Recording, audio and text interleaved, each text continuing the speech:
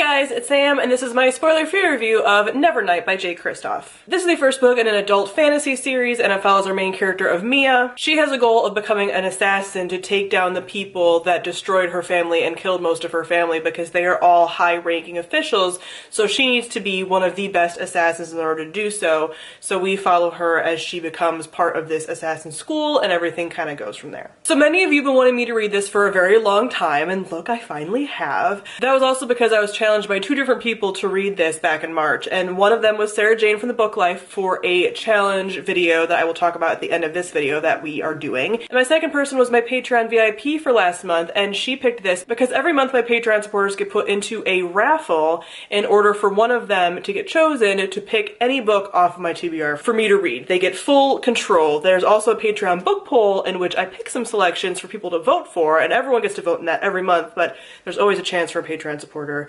to get to full reign and control of a book that I'm going to read. I will link my Patreon on the screen if you're interested in choosing my TBR for me. But between both of those ladies, I was destined to read this month, and I was actually pretty surprised because although this is a pretty typical story, you know, we've heard the story of person wants to be an assassin to take vengeance, goes to assassin school.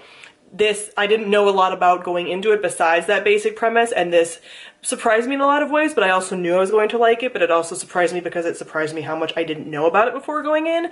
So let's get into it. First off, I'm going to talk about the world building. This is definitely a grimdark story, so again, this is an adult story. I know Jay Kristoff writes YA as well. This is very firmly in the adult category. There's gore, there's torture, there's killing, there's sex, there's a lot of things, there's a lot of language. It is definitely an adult book, and it definitely takes place in a more grimdark world, which just basically means that things are darker. There's a lot of bad stuff happening. Nobody really has a good spot in the world, generally speaking, in grimdark, so this definitely falls kind of in that grimdark category. There's a lot of just like bad stuff happening. But I find those kinds of worlds really interesting. You guys know how I feel about like the gray areas and darkness and all of that. It just really speaks to me. So with this book you do get footnotes. I'm sure a lot of people have already talked about this because this book has been out for some time, but you get footnotes in which a lot of the world is explained in these little like small paragraphs, which I found really fun. At first I was like, oh, I'm sick of the footnotes, but then I was like, these are actually really funny.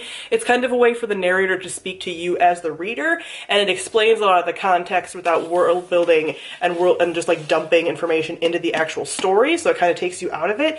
I just find it really fun. One element I also really liked, you guys know I really enjoy fantasy stories and sci-fi stories that have a religious element to them, because I find the way that worlds use religion and the way that people use religion to be really fascinating. Even though I'm not a religious person myself, I find the tool of religion to be really fascinating and how it's used within narrative works.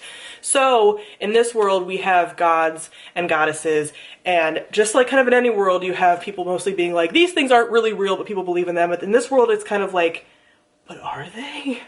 Like, is this story true? So I always find that really fun. I also really like the various magic systems and things going on as well. It's just overall a fun time and very unique. Next, I'm gonna talk about our characters. Our main character of Mia is an actual assassin that kills people. Yay. What I also find fun about her is that the narrator kind of tells you from the beginning that this isn't going to be a pretty story, that this isn't going to be a not brutal assassin, but throughout the story you also figure out that she has her own sense of a moral code. I really appreciate assassins who are brutal, but have a sense of a code. So I feel like Geralt from the Witcher series is similar to this as well, where you have this person who does some bad things, kills people, all that stuff, but has a code that they stick to, and that makes them a character that's really interesting and compelling to watch. Anytime you have a character that has a certain moral code that they stick to, I find that pretty fascinating to experience with them. She also has a magical friend that reminded me of a lot of other books that I've read in the past that I have really soft spots for. So with that, there's a lot of tropes in here. Like I said, like the story itself sounds like it could be a tropey story. There's a lot of tropes in here that we've seen before, but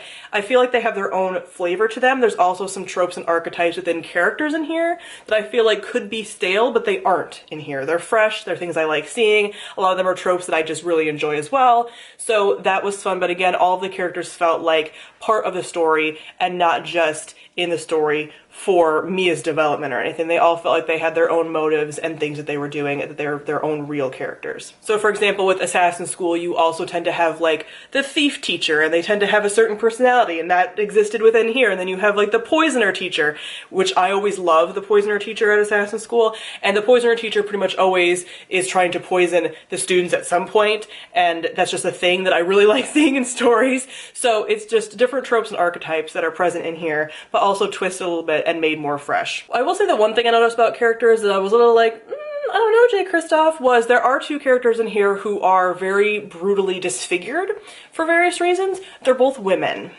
And I'm just like, why are you just only disfiguring the women? Maybe you could do it with the men too, and that'd be like a little more like fair.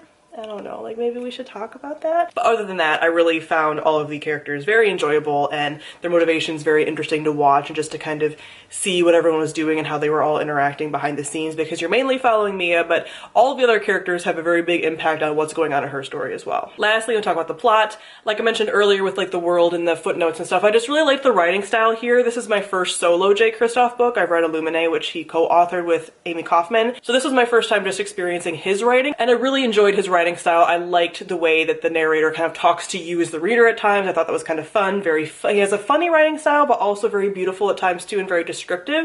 So I really enjoyed that, and just the pacing was good, and everything felt like it was constantly moving in a forward-moving direction while still having the good character development as well. This also is a book that is kind of being told as a story in the future of something that happened in the past, so you get some hints of how the characters end up in the future. And so you're kind of like trying to figure out like, okay, what happens and how does that happen? And that's always a fun thing that I like in books. Also, there's a lot of mystery and things in here, and I was always left on my toes. There's constantly red herrings, and then there's things that you feel like are red herrings, and you're like, I know you're tricking me, and then something else happens. So it was definitely a fun story that I didn't find super predictable, and I just really enjoyed the whole ride of it. So overall, I gave Nevernight 5 out of 5 stars. Shocker. So instead of doing a spoilery gush on this video, I actually have a spoilery reading vlog on this video, because like I mentioned earlier, Sarah Jane challenged me to read this video because we're doing a thing where we're challenging each other to read each other's favorite books. So she challenged me to read this, I did a reading vlog on it, I had previously challenged her to read The Night Circus, she did a reading vlog on that. So the reading vlogs are real-time reactions and have spoilers in them. So I'll be linking that on the screen for you to check out if you're interested. Also, since I know some of you will ask, I will be continuing with the series, obviously, but I'm not going to be reading the second book until closer when the third book comes out, like literally right before, because I've heard there's a really big cliffhanger in the second book, and I'm not going to subject myself to that willingly when I can wait. So with all that being said, comment down below, let me know what you thought of Nevernight. I know a lot of you really loved it. I know a lot of you really wanted me to read it, and are really excited about my reaction, so thank you. I knew I would like it. I know. We all knew. So what's gonna be the next book that you all are gonna bug me to read? I'm dying to know. So thank you all for watching, and I'll see all of you guys soon. Bye.